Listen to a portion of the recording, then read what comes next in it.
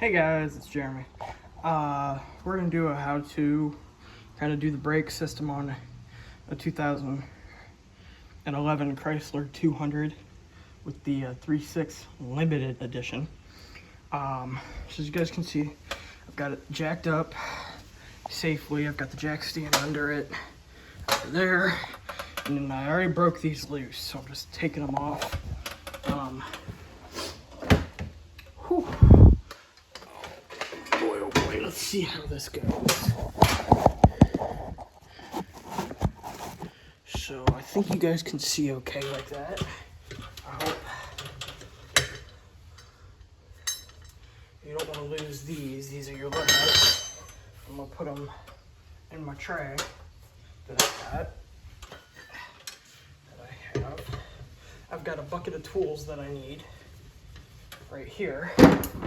It's gonna have a breaker bar, never sees, some brake fluid in case when you're pumping it slowly it comes out. Oh. So, yep, I got a 4-way lug wrench. Breaking those off. Oh, let me see. Just make sure it's videoing everything. Yeah, it looks like it's got everything, I think. I cleaned up a ton of storage on my phone, so I should have enough.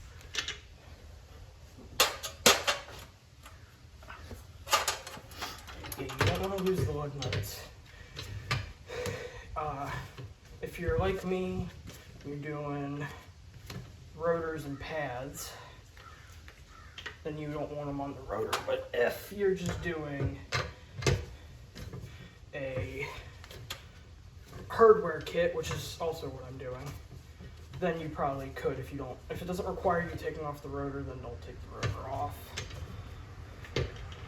And then if it doesn't require you to take the rotor off, then you can put the lug nuts when you pop this wheel off safely. Move my bucket and my drink so I can put it safely under the vehicle. It's almost like a worst case scenario. If something were to happen to it, it'll fall. I got my trusty screwdriver. We're gonna get up in here. So, to start off, it's gonna be a 14 millimeter. You could use a ratchet, but if you look, it's a little bit of a difference. I'm gonna use a breaker bar. Try and set you guys up about as straight as I can get you. It shows the rotor and everything that I'm gonna be doing there. That should work. Oh, sorry. Apologies. You're right there. Just try and get something in here to hold this up like so, where it's going to show you everything I'm doing.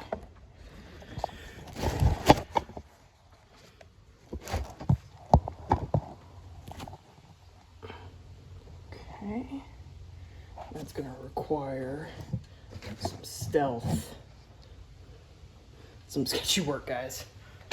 Hopefully it lasts. Alright, we're going to get this, break this loose. It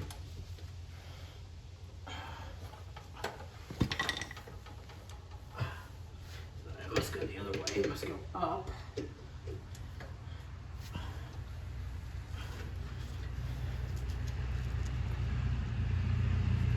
Oh, I guess not. I guess it goes down. Whew. Oh, there it goes. There we go. Yep. So it was the original way I was going.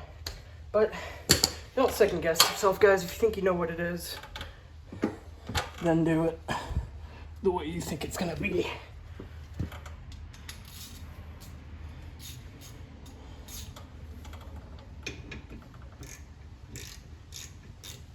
Oh.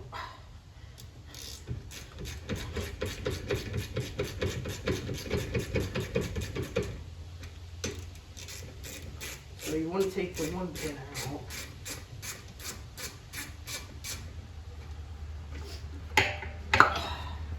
There it is. Put that pin where you're not going to lose it. And then you should just be able to pull that up.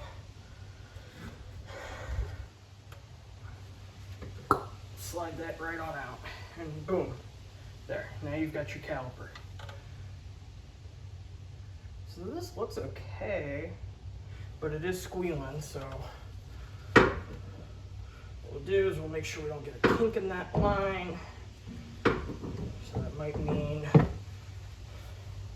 putting it somewhere where it's not hanging. It's right there. And I hope I'm not in your guys' way.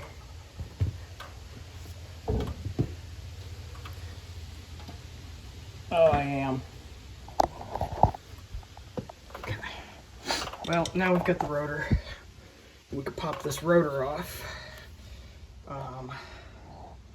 Let's see here. Let's see how we're gonna do this.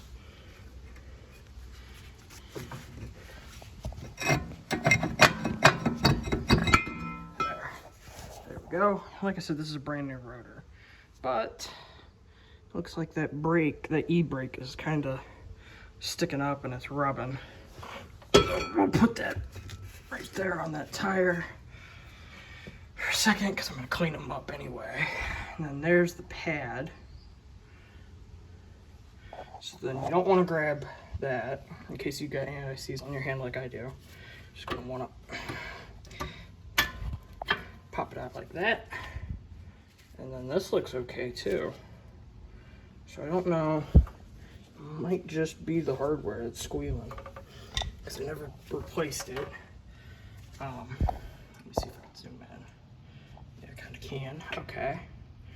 We're just going to get this little chisel up under it.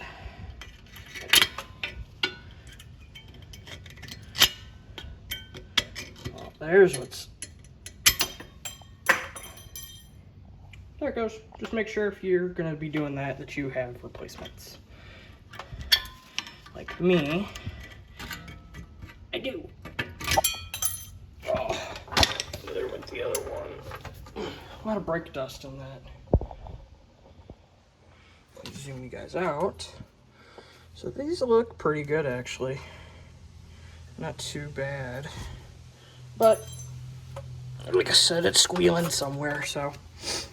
Then I got this wire brush, little one. It's like a toothbrush. I'll work it in and out of there. Get that mating surface all clean for it.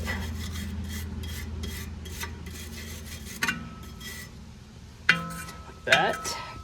You know, I'm gonna do the same for the one up top.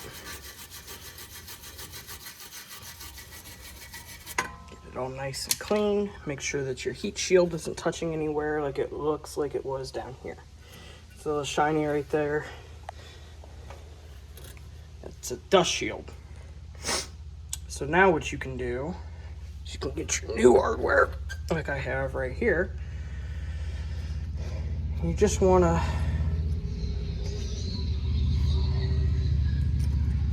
put it on right there. Make sure it goes in nice and clean with the mating surface. You might have to push down in a spot. There, that's in. And then you have this, which is gonna go like that. But you wanna pull it and make it pretty even. You want to make sure that it'll, hold on, let me zoom you guys in. So with this, you want to make sure that you got the one lip like that, and then you just apply pressure, and boom. So you do that, you take your new or old rotor, if you're replacing it, you're going to put the new one and get it ready to go on. But, there. Zoom out now. I heard doing this with my hand. See now, it's kind of wiggly. So what you can do, you can get a lug nut. It'll take a while unless you have an impact, which I don't. I'm doing this, I guess, what people say the old-fashioned way, with no power tools or nothing. So you want to make sure that it's nice and tight. And you want to grab your brake pad. Well, first you want to get some, you want to open this can of Never Seas that I have. Excuse me, let me open it. You want to get some of this. Just make sure it's not too much, and you don't want to get this on the rotor, so you got to be very careful. You just want to get a smidge on those hardware so that your brake pads will slide in easier. Put the cap on. Yes, I'm doing this in shorts, and it is 50 degrees out with wind. See, and it's important to wear gloves when you do this. Mine are garage grease monkeys. You don't have to have those exact ones, but it is recommended that you have a pair. So, we've got our newish brake pad. We're just gonna line that up.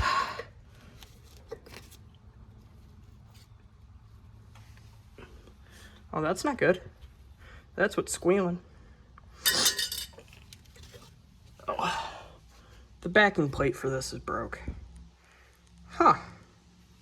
So, we learned something new today, folks. Now I have to take this back to AutoZone and demand new brake pads. So that's what it is, most likely. That's probably what my squealing noise is that I'm hearing. I'm gonna confer with my grandfather on if that means that she's gonna need new pads, what that's gonna mean, and then I will continue. I'll come back, I'll make another video if I end up getting new pads and rotors for it, which I don't think I'll need new rotors, but we'll talk it out, and then we'll go from there. But thank you, and God bless.